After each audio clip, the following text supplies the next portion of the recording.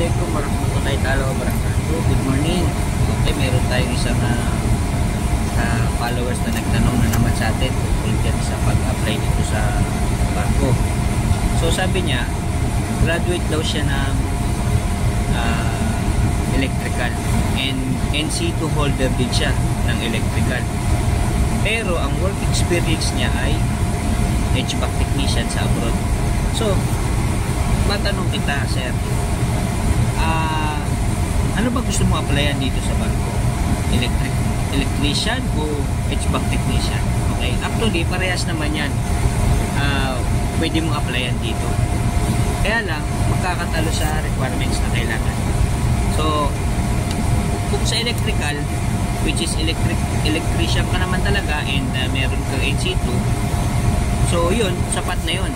Ang kulang mo na lang is mag-basic training ka, mag-Siemens book ka, kumuha ka ng Siemens book. So sabi ko sa'yo mamaya kung paano. Kung HVAC technician naman na-applyan mo, so kailangan mo pa rin mag-undergo ng NC2. Kailangan mo kumuha ng NC2, mag-undergo ka ng assessment sa TESDA para magkaroon ka ng NC2. Kasi requirements yung NC2. Okay? Maganda nga yan kung mahaba naman yung experience mo as HVAC technician. Masabi ko sa iyo, magkadete ka na bilang refrigeration cadet. Okay? Basta pakita mo lang din yung iyong NC2, and kung yan naman talaga ay mahabang experience mo sa pagiging HVAC technician, ipakita naman yan sa iyong resume o sa iyong info na babasahin nila.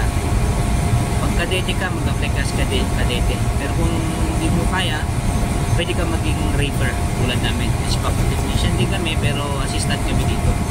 Okay? So, paano mag-apply? Anong una mong gagawin? So, kailangan since may passport ka naman, nag-apply ka naman, ang kulang mo na lang siguro is yung Siemens book. So, para makakuha ng Siemens book, kailangan mo mag-undergo ng basic training sa Maritime Training Center. Pagkatapos ka, ibigay certificate mo, ipapa-COP mo yun.